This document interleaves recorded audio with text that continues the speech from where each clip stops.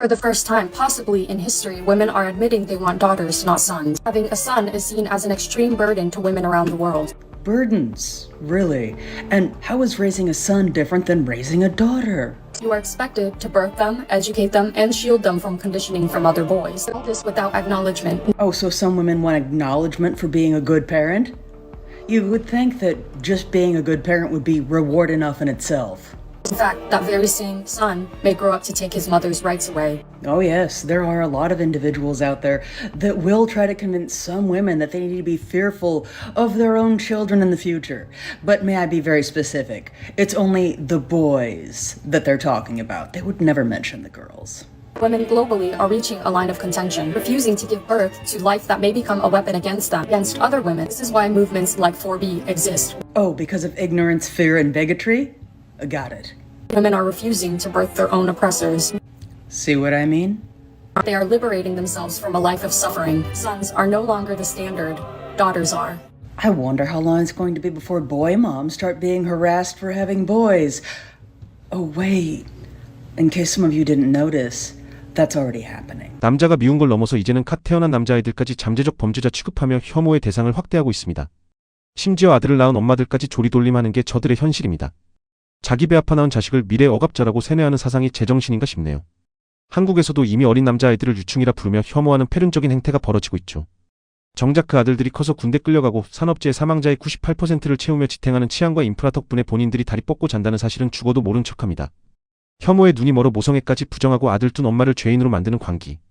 저건 사상이 아니라 치료가 필요한 정신병입니다. The most unrealistic, actually, in the last 5 or 6 years have been breadwinner working women who come in and say, I'm done. I cannot do this anymore. He is an albatross around my neck. I am still making all of the pediatrician appointments, hiring the nannies, arranging the play dates, making school lunches, and I'm working. And he's on the couch in his boxers all day, like working on the great American novel. He hasn't done anything. We were both superstars in grad school, and I can't believe this is happening. Get me divorced. And then I said, okay, let's see what that would look like. He's still going to have the kids half the time. He is probably still going to need a nanny, so you're going to still be paying for that. You're probably still going to be arranging everything because that's how you are. You want to do it because you do it better, you think. And you're going to give him half of everything you have.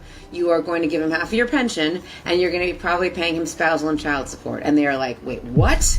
I'm the woman. And I'm like, I know, but that kind of doesn't matter.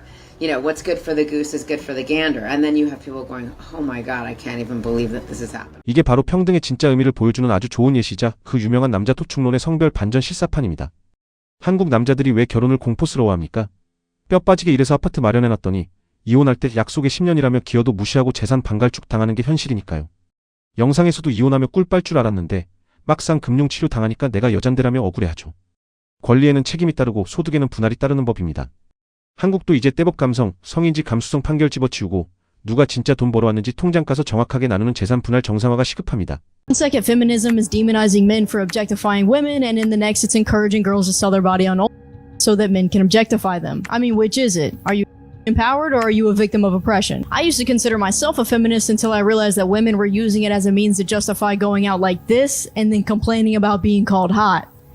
Shorty, have you seen your own ass? I swear to God, women are the only ones that can spend 2 hours doing their makeup and picking out an outfit and then still say they don't want to be judged on their appearance. Girl, you literally pulled up your leggings to your third rib and gave yourself the ultimate wedgie. We know you didn't dress like this for you. When you look at the actual definition of feminism, all it is supporting women having access to equal rights. I'm not going to sit here and call myself an anti-feminist as someone who agrees with the core definition of feminism. But the problem is that the word has evolved to mean something very different. It's not just about women's rights anymore. There are other ideological strings attached. 페미들의 뼈를 때리는 분석입니다.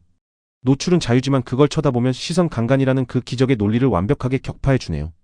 내가 입고 싶어서 입었다고 주장하지만 남들의 반응에는 모순적으로 화를 내는 심리를 정확히 짚었습니다. 상식적으로 집에서 혼자 넷플릭스 볼 때 풀메이크업에 꽉 끼는 옷 입는 사람은 전 세계에 단 한 명도 없죠.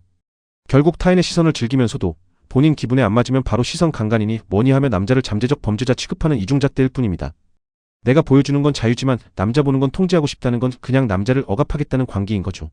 Feminism changed our lives as women for the better. So I'm sorry, but I can't help but feel like now it's doing the complete opposite. It's a common feminist position to be anti-tradwife. They insist that tradwives have some sort of Stockholm syndrome where they've fallen in love with their own oppression, claiming that it perpetuates traditional gender roles which have held women back. But I thought what actual feminism was supposed to be about was supporting women's freedom of choice. That means supporting them if they choose to climb the corporate ladder and supporting them if they choose to be a housewife. I thought the whole point of feminism was to respect a woman's freedom of choice, even if it's not the choice we would personally make. It was to recognize that there's not a one-size-fits-all lifestyle for women and that they should be able to prioritize what's important to them. 여성이 CEO가 되는 선택을 하든 전업주부가 되는 선택을 하든 그 자체로 존중받는 게 당연하죠.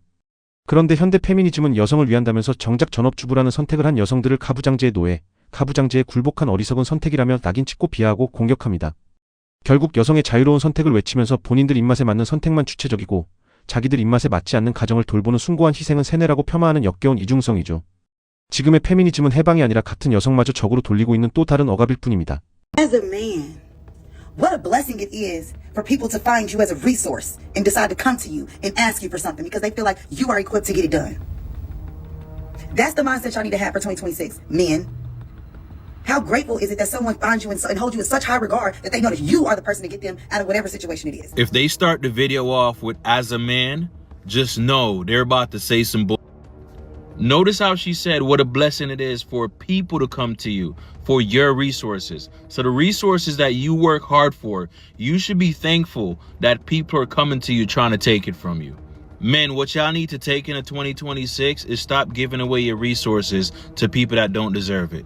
Stop giving your resources away to these dry beggars that come online that just want to use you because they don't have it for themselves. 남자를 무슨 걸어 다니는 해결사나 ATM으로 보는 시각을 저렇게 당당하게 말하는군요.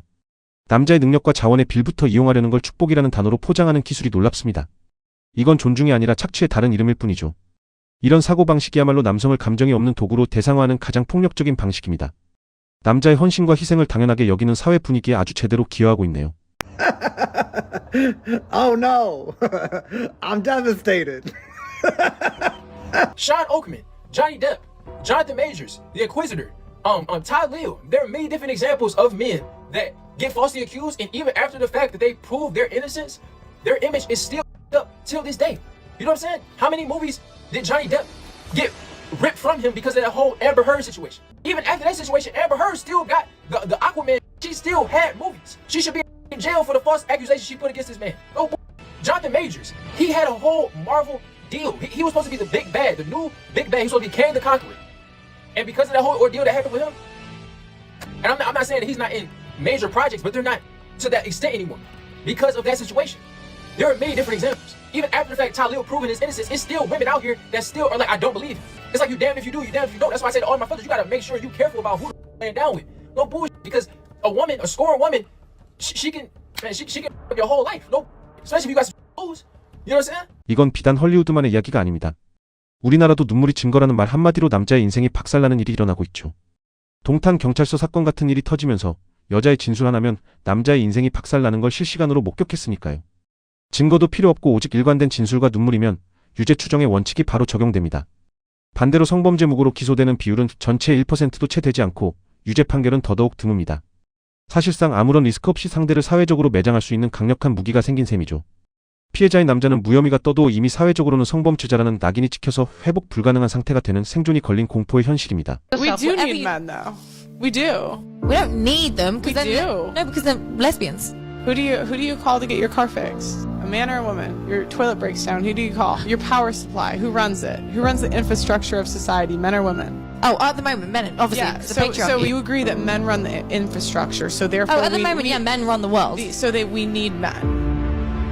Yeah. On a wider scale, yes. Yes. On a wider scale. On a personal scale, no. Because you don't need a man to provide for you. We need men to run the industries that keep us alive and well. Not necessarily, no. So, because I know female mechanics, engineers, carpenters. But remember that's exception. Like those industries are like 99% male. Yeah, but for now. Right. For now. Do you? And we can change that. We can. With feminism. But do we want to change that? 전기가 어디서 오고 수도꼭지에서 물이 어떻게 나오는지 전혀 생각해본 적 없는 사람의 발언이네요. 사회를 유지하는 배관, 전기, 건설, 물류 같은 필수 산업 종사자의 99%는 남성입니다. 당장 남자들이 없으면 본인이 누리는 문명 자체가 하루아침에 멈춰버린다는 사실을 모르는 거죠. 이런 건 남자가 필요 없다, 필요하다의 차원이 아닙니다. 그냥 세상 물정 모르는 철없는 소리일 뿐입니다. I found a leaf. It's beautiful, just like you. Oh, was that? Alright, sorry.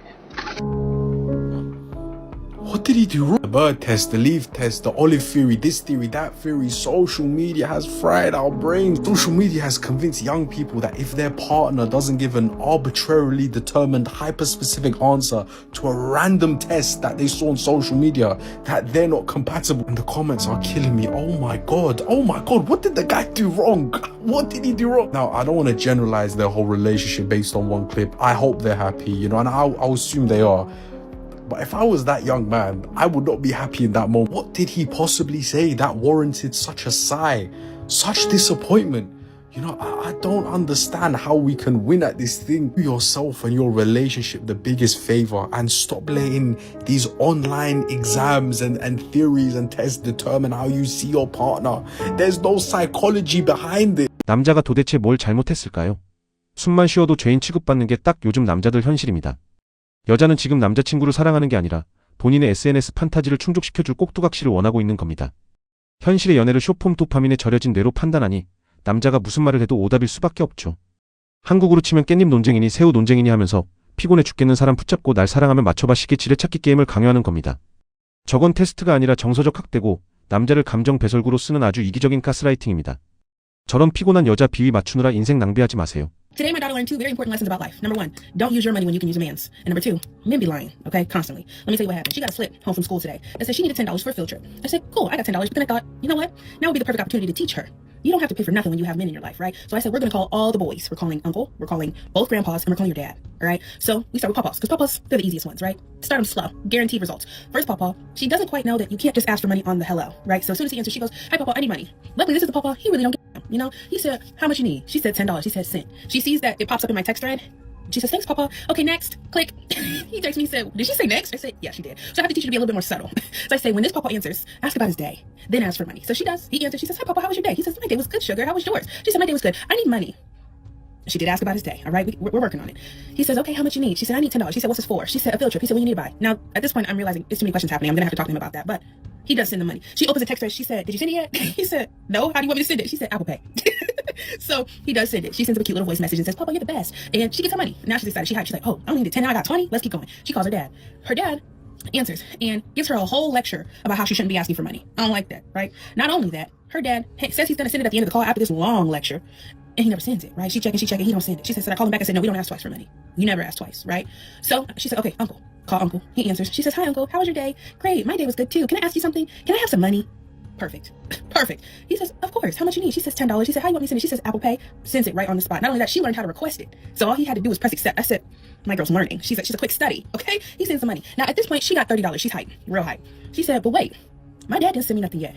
I said, let me look. I checked. I said, you're right. He ain't sent nothing. She said, he lied. I said, did he? She said, yeah, I don't like that because he said he was going to send money and he ain't send the money. Should I call him back? I said, no, remember, we don't ask twice for nothing. Okay.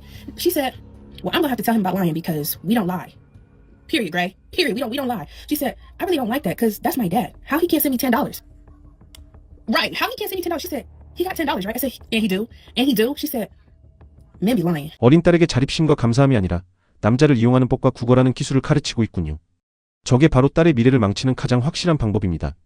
저렇게 자란 아이는 세상 모든 관계를 기브앤테이크가 아닌 일방적인 테이크로만 인식하게 될 겁니다. 스스로의 노력으로 무언가를 성취하는 기쁨을 평생 모르고 타인에게 의존하며 불평만 늘어놓는 어른으로 자라게 되겠죠. Please tell me you guys saw the video of the girl who was super pissed because she went with her boyfriend to his family's house for Christmas and everybody got extravagant gifts except for her. I was cringing the entire video because hear me out. She goes with her boyfriend to his family's house for Christmas. Everybody's getting extravagant gifts. They get to her. She gets some mukluk slippers and a gas card. I could get how that could maybe kill your vibe. I can see it, but here's where she loses me. She's like, I need to go for a walk. I need to go for a walk. So she goes for a walk to calm herself down. Ma'am, it is not that deep. It is not that deep. You still got something for free. You still got for free. Why are you mad? She goes for a walk. She calls her mom. She's complaining to her mom about the situation. And then she goes, well, what did you get me for Christmas? What is wrong with you? What the is wrong with you? And the whole time she's telling this story, you can hear her boyfriend like walking around the house doing stuff, and you're sitting there on his family, ungrateful for your mukluk slippers and your gas card. What did you get for them? Not once does she mention what she did for them. So it sounds to me like you probably don't do much, so they didn't return the favor, you weird freak. 이게 바로 그 유명한 해조 마인드의 결정판입니다. 남의 집에 빈손으로 가서 공짜 선물을 받아놓고 명품이 아니라고 화내며 산책 나가는 뻔뻔함. 실용적인 선물을 받고도 고마움은커녕 시댁 식구들을 평가질하고 있습니다. 가장 소름 돋는 포인트는 영상 내내 본인이 남자친구 가족을 위해 뭘 준비했는지는 단 한마디도 없다는 겁니다. 남자는 안에서 뼈 빠지게 집안일 돕고 있는데 여자는 밖에서 엄마랑 통화하며 남자 집안 욕이나 하고 있죠. 받는 건 권리고 주는 건 손해라는 기형적인 사고방식, 저런 여자를 아내로 맞이하는 순간 남자의 인생은 지옥문이 열리는 겁니다.